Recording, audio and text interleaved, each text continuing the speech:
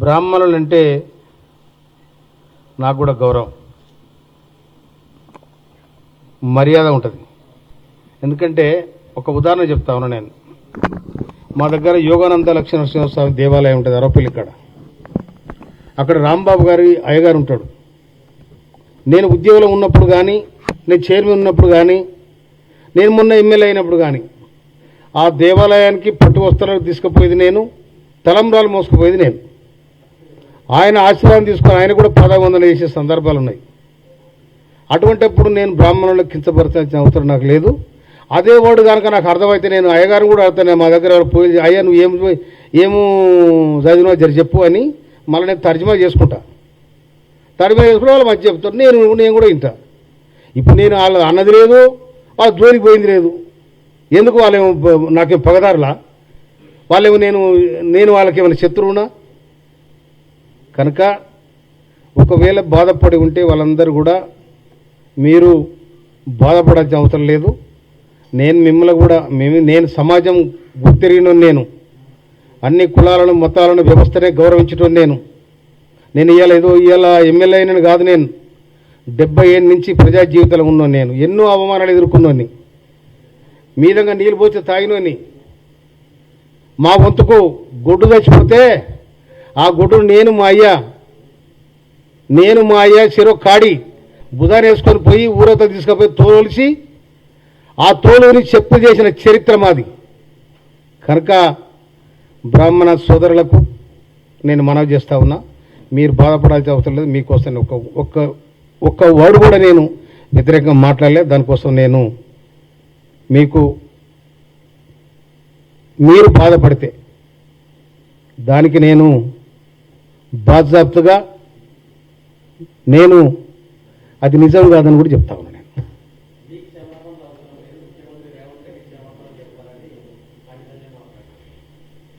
ఇక అది ఇచ్చిపెట్టిగా ఇక బ్రాహ్మణులకు అయితే నేను ఒక మాట చెప్పేసిన. థ్యాంక్ యూ మీ అందరికి కూడా. తర్వాత బండి సాయం చేయి కూడా తెలివి ఉందని అయితే నేను అనుకోవట్లేను. ఆయన ఇది హోంశాఖ కేంద్ర మంత్రి యూనియన్ గవర్నమెంట్లో ఉన్నాడు. ఆయన నన్ను తొంగతూతుకొచ్చి ఓడగొడుతున్నట్టు ఇది గమ్మతుంది. మొన్న ఆయనకు పోయి ఓట్లేని ఇచ్చేదికేనా? తుంగతుర్తిలో మొన్న జరిగిన అసెంబ్లీ ఎన్నికలలో నాకు 52,000 మెజార్టీ వచ్చింది. బీఆర్ఎస్ మీద 52,000 మెజార్టీ వస్తే బీజేపీ అభ్యర్థికి 2,000 వచ్చిన ఓట్లు 2,000 వచ్చినాయి.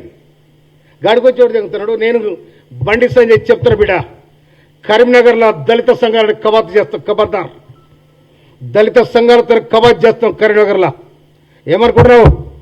దళితులంటే నీకు చిన్న సూపా? మాదిగలంటే చిన్న సూపా? మేము ఎవరి గుళ్ళు గొడవ పెట్టాం? ఎవరి చిన్నతనం చేసినాం?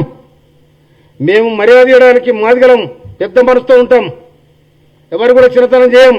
అందుకని మీ మనవాద ఆలోచన విధానం ఇట్లా ఉందని డాక్టర్ బిఆర్ అంబేద్కర్ మనవాద చరిత్రను అక్కడ ఢిల్లీలో సింపి పారేసిండు. నీలాంటి మూర్ఖులు ఉంటారనే.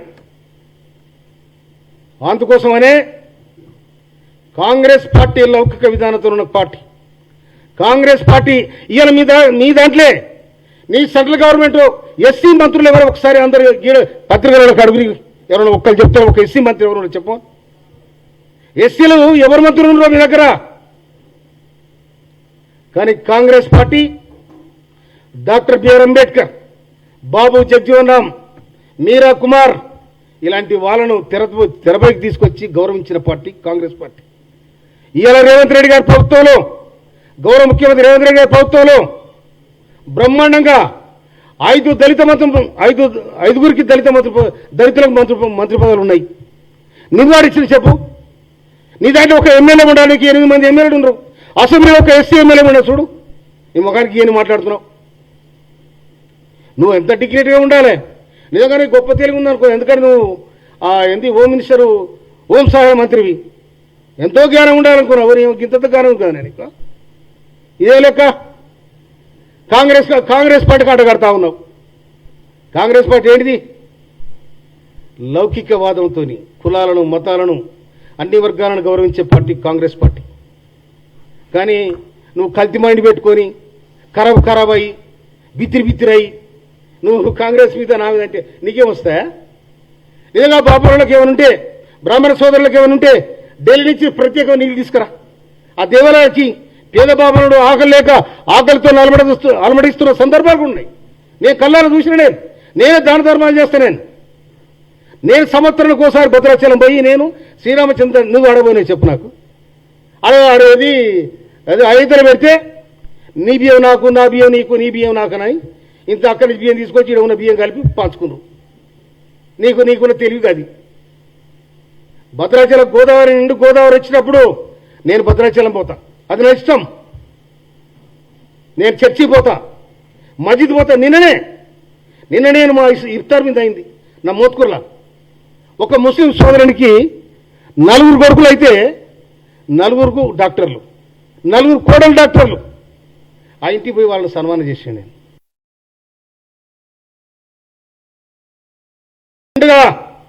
రాజ్యసభలో భారత రాజ్యాంగ నిర్మాత డాక్టర్ బిఆర్ అంబేద్కర్ను అవమానించారు. దానికి సమాధానం చెప్పాలి బండి సంజయ్. దళితుల మీద దాడులు జరుగుతూ ఉన్నాయి. దళితులు పెళ్లి చేసుకొని గుర్రం మీద ఊరైతే కొట్టి చంపిన చరిత్ర మీద ఉంది.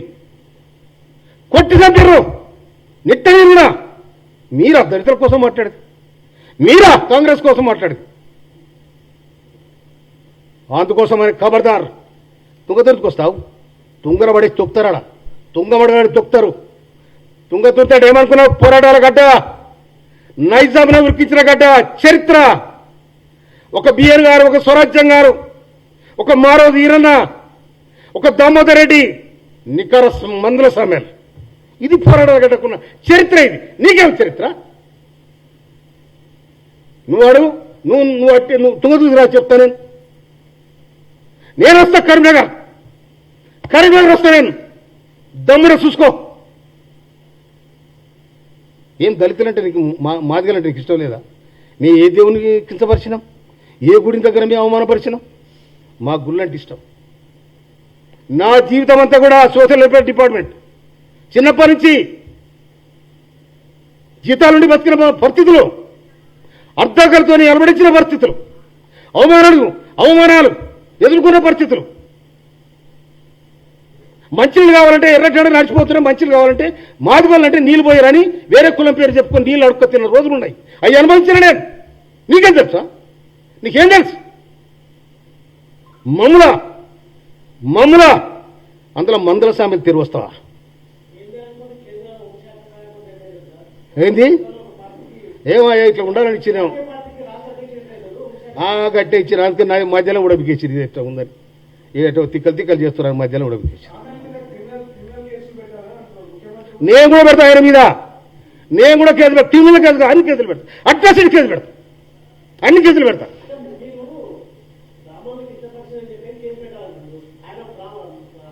నేను ఏ బ్రాహ్మణుడు అనలేని చెప్పే ఏ బాబుల కథ వద్దుగా, ఎందుకంటే వాళ్ళకి ఒక్క అప్పీల్ చేసిన నేను దానికోసం వద్దు. చెప్పండి.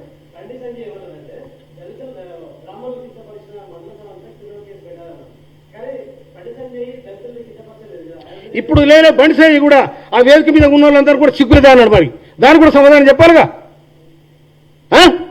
మేమంతా దళితుల్లో కూర్చున్నవాడా అంటే ఒక సమాజానికి సిగ్గులేదట. ఆడ కూర్చున్న ఎమ్మెల్యేలు ఉన్నారు, మంత్రులు ఉన్నారు, అందరూ ఉన్నారు. ఆ డయాస్ మీద కూర్చొని నవ్వుతున్నారంటే నవ్వకూడదా? మాట్లాడకూడదా? వాళ్ళని సిగ్గులేదంటావు.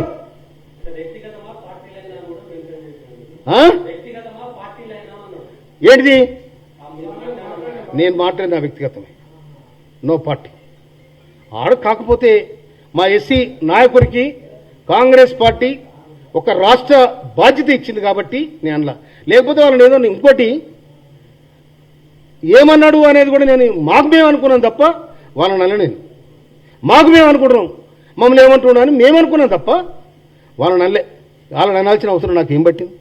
ఇంకో మాట చెప్పనా, మీరు బ్రాహ్మణుల దగ్గర పోతే, నేను కానీ ఏ రాజకీయ నాయకుడు కానీ పోతే మీద అక్షంతలు వేసి దీవిస్తే వాళ్ళ పాదవందన చేసి వెళ్ళొస్తాం. అది ఎవడన్నా కానీ ఇలా నేను కూడా చేస్తా పని. వాళ్ళ దీవెన ఉంటుంది. అది ఒక పక్క అయితే ఈ గాలి ఏందేందో బిత్తిరి కనుక దీని ఏదో తోగరు పట్టుకొని నువ్వు ఏలాడితే ఈ తొండం ఇది, నువ్వు తోగరు పట్టుకుని ఏలాడితే నీ తొండం. కాంగ్రెస్ పార్టీ 140 సంవత్సరాల చరిత్ర కలిగిన పార్టీ. నేను ఉట్టిన ఊరుకొచ్చాడు కాదు, నికారత్తర తెలంగాణ ఉద్యమకారు నేను. నువ్వు ఆడబనివాయలా తెలంగాణ మొదలైనాడు కాంగ్రెస్ పార్టీని గుర్తించి టికెట్ ఇచ్చింది. 52,000 మేడతో గెలిచాడు ఉత్తగల్లో సంజయ్. విన్నావా? హోమ్ మినిస్టర్గా నువ్వు ఆ సెంట్రల్ నుంచి నిధులు తీసుకురా, ఆ బాబాలకు పెట్టు, పేద బాబాలు ఉండ్రు. విన్నావా? దేవాలయాలు ఒక్కోసారి క్షీణించిపోతున్నాయి, దేవాలయాలు డబ్బు తీసుకురా, దేవాలయాలు డబ్బు తీసుకురా, వాళ్ళకి సాయం చేయి. మా దళితులకైతే ఎట్లా చేయవు నువ్వు, అందుకు ఆ సోయి కూడా లేదు. ఉన్న మందుల సభలు వేసి కూడా తిరుగుతున్నావు. మందుల సమయాలు దొరికొచ్చినావు, నువ్వు మంచిది కాదు, నీకు నీ చెడికే, అది నీ చెడికే. కనుక ఈ పత్రిక మిత్రులందరూ కూడా నిండుగా నేను శుభాకాంక్షలు తెలియజేస్తాను. అవునా?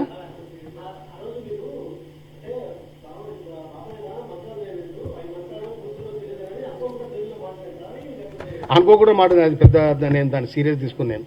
వాళ్ళకు కూడా పాపం వాళ్ళు ఇక వదిలే అన్ని అయిపోయి. రైట్, ఓకే, అందరూ నమస్తే.